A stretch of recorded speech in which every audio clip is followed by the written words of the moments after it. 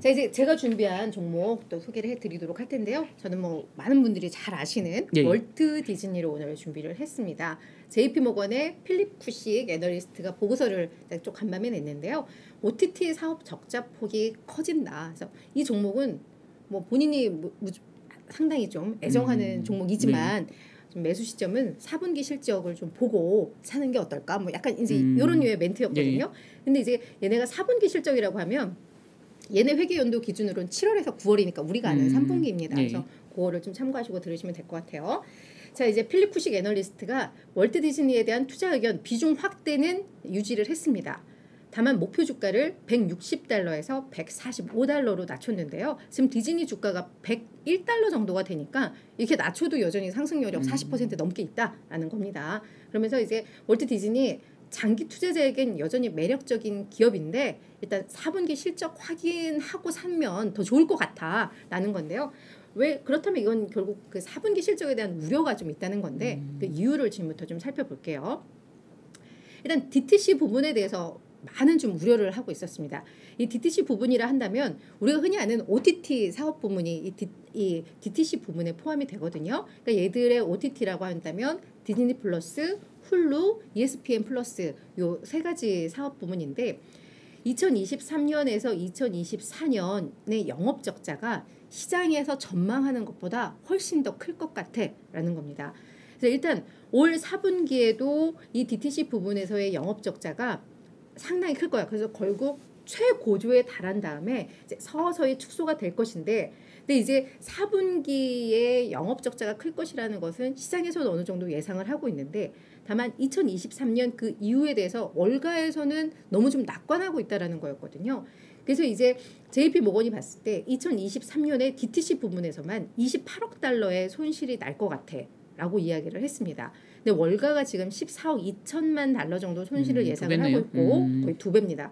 그리고 JP 모건도 당초에는 한 25억 달러 정도 손실을 예상을 했다가 이거를 더 클 거라고 본 건데 뭐 때문에? 라고 봤더니 일단 얘네가 신규 콘텐츠에 대한 상각률이 지금 최고 수준으로 치솟고 있다고 합니다. 그러니까 지금 이런 OTT 기업들은 콘텐츠 확보하기 위한 투자를 상당히 많이 하고 있잖아요. 그 부분에 대한 그러니까 투자 비용이겠죠. 그게 너무 생각보다 너무 많이 많다라는 점에 있어서 결국은 이게 적자로 좀 이어질 가능성이 있고, 그리고 얘들이 지금 광고 지원 서비스 도입하면서 가격도 같이 인상을 했잖아요. 그래서 디즈니 플러스 같은 경우에는 12월 22일부터 가격 인상 광고 서비스가 도입이 되고요. 훌루는 이번 달 22일부터 이게 적용이 됩니다. 그리고 ESPN은 이미 한 8월에 가격 인상을 했는데 요 인상 효과가 당장 내년 3분기부터 나올 것 같지는 않아. 그래서 이 시점이 어떤 실질적으로 실적에 반영하는 시점이 상반기에 바로 반영이 되지 않고 좀 이연되는 걸 고려한다면 결국은 2023년 적자 규모가 시장이 전망하는 것보다 많아라는 점입니다. 그리고 이제 테마파크 부분에 대해서는 뭐 강력한 모멘텀은 유효해. 이 테마파크를 이용하는 고객들 뭐 많이 늘고 있어. 그런데 허리케인 이언의 여파가 이번 4분기 실적에 꽤 클 것 같아라는 것이었는데 플로리다를 강타를 했잖아요. 근데 테마파크, 이 디즈니 테마파크가 플로리다에도 있는데 여기를 폐쇄를 했었죠. 운영을 중단을 했었는데 그걸로 인해서 4분기 영업이익에 약 1억 달러의 타격이 있을 것 같아라고 또 추산을 했습니다. 거기에다가 플러스 또 경기 둔화로 약간 이 테마파크도 다들 전망을 좋게 하지만 압박받을 가능성을 배제할 수 없어. 이런 점에 있어서 좀 실적이 우려되니까 3분기 실적에서 실질적인 DTC 부문의 적자 규모라던가 뭐 요런 뭐 테마파크 부문 요런 것들을 좀 확인을 하고 좀 계획을 세우는 게 나을 것 같아라는 게 이제 전반적인 보고서의 좀 내용이었습니다. 자, 그렇다면 지금 JP 모건은 어땠냐? 사실 디즈니에 대해서 대표적인 강세론자였거든요. 앞서서 이제 목표 주가 160달러에서 160달러에서 145달러로 낮췄다고 말씀드렸는데 목표 주가의 상단이 160달러였어요. 그러니까 가장 높게 보다가 그거를 좀 낮춘 거다라고 보시면 될 것 같고, 월가에서는 너무 뭐 적자 규모를 낙관해라고 했지만 본인은 그럼 되게 보수적으로 본다고 하지만 결국은 그러면서도 목표 주가는 가장 높이 둔 뭐 이런 거기 때문에 약간 좀 넌센스긴 한데요. 그래서 일단 그 실적에 대한 눈높이를 좀 낮추면서 목표 주가를 낮췄지만 여전히 디즈니에 대해서는 애정하는 애널리스트다.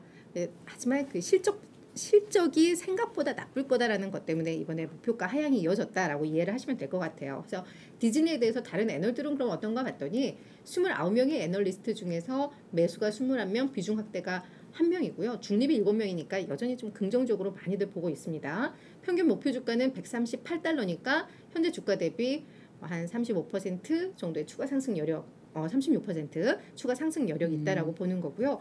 그래서 하루 앞서서 뱅크 오브 아메리카에서도 디즈니에 대해서 보고서를 좀 썼는데 뭐 여전히 뭐라고 하냐면 뭐 테마파크라던가 OTT 등에서 어떤 우려가 계속 제기되고 있지만 봤을 때는 어떤 성장 펀더멘털은 견고하다라고 판단이 들어. 그리고 이제 광고 요금제 도입으로 인해서 그게 이제 매크로 악재가 있지만 결국 이게 또 실적을 견인할 하나의 모멘텀이 될 수 있을 것 같아라고 이야기를 했고 신규 컨텐츠 가입자 증가 신규 컨텐츠에 대한 지금 뭐 투자는 늘고 있지만 이게 결국은 가입자 증가세에도 어느 정도 좀 기여를 할 것 같아라고 하면서 여전히 이제 매수 의견을 유지를 했습니다. 다만 뱅크 오브 아메리카도 목표 주가는 기존 144달러에서 127달러로 낮췄으니까 지금 그런 실적에 대한 우려들이 월가에서는 조금은 있어서 눈높이를 약간 낮추고 있는 뭐 이런 추세다라고 정도 좀 정리를 해보면 될 것 같습니다. 근데 좀 퀘스천 마크가 이게 다른 OTT에 대해서는 사실은 그 광고 지원 요금제 도입에 따른 뭐 넷플릭스 같은 경우는 굉장히 그 기대를 크게 갖고 있는데 네. 여기가 뭐 한 달 늦게 사실은 시작하지만 디즈니 플러스가 그 효과는 차후에 이제 뭐 한 달 정도 늦게 넷플릭스보다는 반영될 거고요. 특히 이제 11월 달에 당장에 이제 그 월드컵이 있는데 ESPN은 미리 이제 요금을 인상했기 때문에 맞아요. ESPN 플러스는 그 월드컵 경기나 이 수혜를 굉장히 많이 볼 수 있다라는 그것도 뭐 다른 OTT 업체는 사실은 그 얘기를 했었잖아요. 네. 그래서 그렇게 본다면 11월 초쯤에 아마 디즈니가 이제 4분기 실적 발표할 텐데 그때 뭐 조금 줄어드는 거 사실 별수 아니다. 대부분 실적 전망으로 주가는 움직인다면 그 이후 실적은 나아질 걸로 전망하는 어떤 가이던스가 나올 거고 그렇다면 오히려 실적 발표 때 주가는 더 뛰지 않을까라는 기대도 사실 좀 갔거든요. 그래서 뭐 JP모건이 워낙 뭐 그 조금 지금 어쨌든 소개해드리는 차원에서 네거티브한 포인트를 소개해 주신 거지만 워낙 뭐 디즈니에 대해서 여전히 좋게 보고 있는 상황이기 때문에 꼭 뭐 이걸로 인해서 디즈니 주가가 빠진다, 디즈니 이제 나빠진다 이렇게 보기에는 조금 예. 추가 상승률이 그렇죠. 여전히 40% 넘게 보는 맞습니다. 거고요. 예. 이거 뭐 저의 내피셜이라면